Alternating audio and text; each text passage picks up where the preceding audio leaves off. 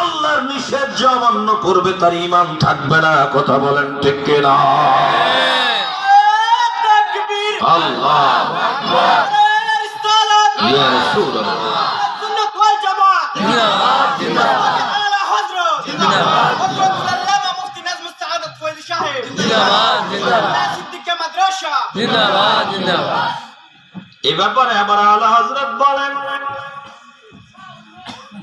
दुश्मने अहमद पे शिद्दत कीजिए, मुल्हिदों के क्या मरूवत कीजिए। এক কথাই হলো দুশমনে রাসূল দুশমনে আউলিয়ার সাথে আমাদের কোনো সম্পর্ক নাই। ঠিক কিনা?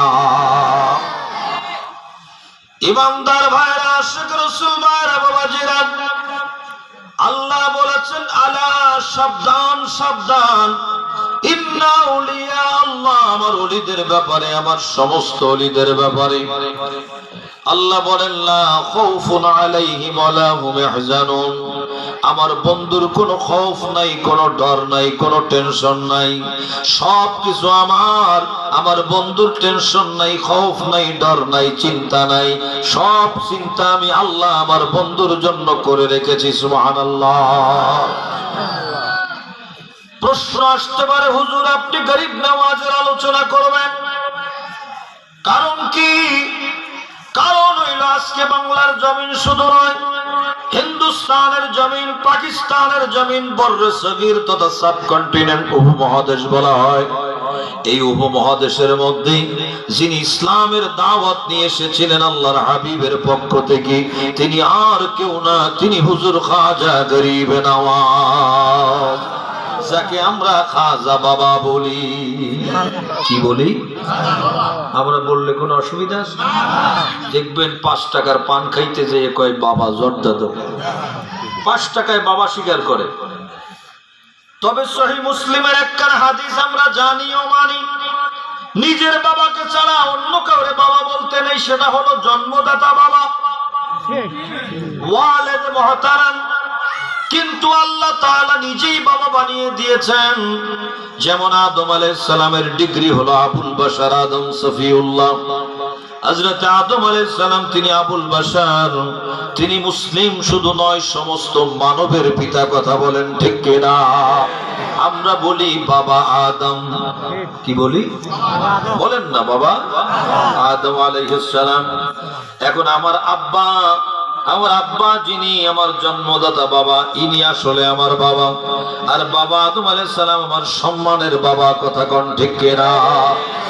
আল্লাহ কোরআন শরীফে বলেছেন মিল্লাত আবিকুম ইব্রাহিম হুয়া সাম্মাকুমুল মুসলিমিন সারারাই। আল্লাহ বলেন ইব্রাহিম নবী মুসলিম জাতির পিতা। ঠিক কিনা বলো?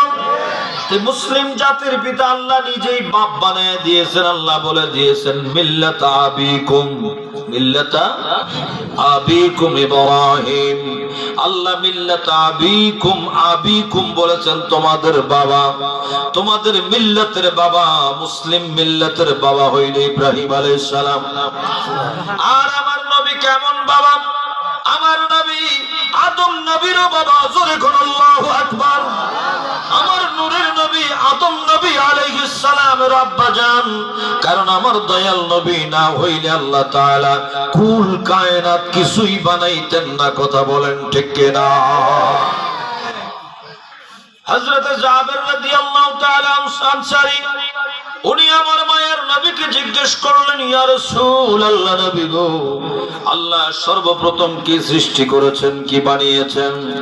রব্বুল আলামিন। উত্তর আমার রব্বুল আলামিনের হাবিব কামলেওয়ালা আমার নবী উত্তর দিয়েছিলেন, ইয়া জাবের, খালাকাল্লাহু তাআলা নূর নবিয়িকা মিন নূরিহি ক্বাবলা আল-আশিয়া।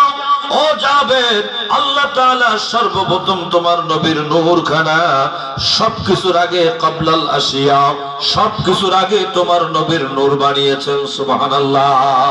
অতএব আমার নবী নূরের নবী। কার নূর? বড় করে কোন কার নূর? এজন্য মৌলবী না বুঝলেও কাজী নজরুল ইসলাম বুঝে সুন্দর করে বলেছেন, নবী মোর পরশমণি, নবী মোর সোনার খনি, নবী নাম জপে যে জন সেই তো দোজাহানের ধনী, নবী মোর নূরে খোদা।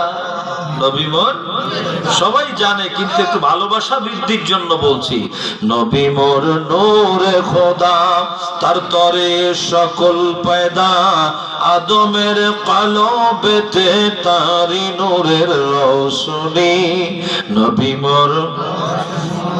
মাশাআল্লাহ, সুন্দর সুরে বলেন, নবী মোর পরশমণি, নবী মোর সোনার খনি, নবী নাম জপে যে জন সেই তো দোজাহানের ধনী।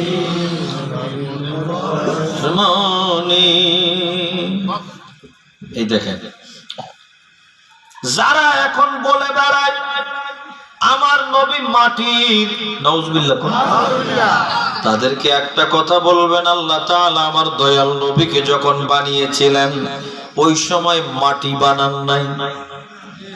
কি বানান নাই? মাটি ছিল না, মাটি। এখন যারা বলেন এনাদের বাবা, বাবার বাবা, দাদার দাদা উস্তাদ আশরাফ আলী থানভী, আশরাফ আলী নশরুদ্দি ফি যিকরিন নবিয়্যিল হাবিব একটা কিতাব লিখেছেন। এখন বাপেরে তো পোলায় মানতে চায় না, পোলা কয় বাপ কি জানে, ঠিক কিনা? এজন্য আমি ওয়াজের মধ্যে বলি, পাঞ্জাবির চেয়ে গেঞ্জি লম্বা হয়ে গেছে, পাঞ্জাবি চেয়ে গেঞ্জি লম্বা হয়ে গেছে। এই আশরাফ আলী থানভী দেওবন্দের সবচেয়ে বড় আলেম। আশরাফ আলী থানভী যারা আমাদের দয়াল নবীর শানে দুশমনি করে, আমার নবীকে মাটি বলে, তাদের ওস্তাদের ওস্তাদের দাদা ওস্তাদ কি বলে একটু দেখাইয়া যায়। কিছু কিতাবাদি সাথে রাখতে হয় দেখানোর জন্য আপনাদেরকে একটু বলি। নূরে মুহাম্মাদি সাল্লাল্লাহু আলাইহি সাল্লামকে বায়ান মেন, তিনি যারা এখন আমার নবীকে মাটির বলে তাদের ওস্তাদের ওস্তাদের দাদা ওস্তাদ কি বলেন একটু শোনেন। তিনি বলেন, দয়াল নবী সাল্লাল্লাহু আলাইহি সাল্লামের নূরের বয়ান। সুবহানাল্লাহ। पहली रवायत हम अभी उर्दू पढ़ते हैं, आप सुनिए, बाद में इंशाअल्लाह इसको माना करेंगे, ठीक है से। पहली रवायत हजरत जाबिर इब्न अब्दुल्लाह अंसारी रदियल्लाहु ताला अन्हु फरमाते हैं, मैंने रसूलुल्लाह सल्लल्लाहु अलैहि वसल्लम से अर्ज किया, मेरे माँ बाप आप पर कुर्बान हो, मुझे बताइए कि अल्लाह ताला बताइए कि अल्लाह ताला ने तमाम चीजों से पहले किस चीज को पैदा किया। आप सल्लल्लाहु अलैहि वसल्लम ने इरशाद फरमाया, जाबिर, अल्लाह ताला ने तमाम चीजों से पहले तुम्हारे नबी के नूर को अपने नूर के फैज़ से पैदा किया। फिर नूर जहां अल्लाह ताला ने चाहा सैर करता रहा, उस वक्त ना लोह थी, ना कलम था, ना बहश्त थी, ना दुज़ुख था, ना फरिश्ता था, ना आसमान था, ना जमीन थी, न सूरज था, ना चांद था, ना दीन था और न इंसान था।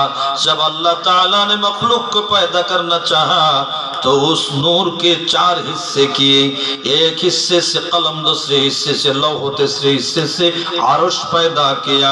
रवाहु अब्दुर रज़्ज़ाक़ बि सनदिही अन जाबिर রাদিয়াল্লাহু তাআলা। সুবহানাল্লাহ। জাবির আনসারী আমার নবীকে প্রশ্ন করলেন, জিজ্ঞাসা করলেন, আমার আব্বা মা আপনার কদমে কুরবান, বলেন না সুবহানাল্লাহ। নবী গো, আল্লাহ সর্বপ্রথম কি বানিয়েছেন? উত্তরে আমার দয়াল নবী কি বললেন? ইয়া জাবির, ओ जाबिर सुनो, अल्लाह ताला ने तमाम चीजों से पहले, अल्लाह समस्त जिनिस सृष्टि करार आगे, सब किछु सृष्टिर आगे अल्लाह ताला तुम्हारे नबी के नूर को अपने नूर के फैज़ से पैदा किया।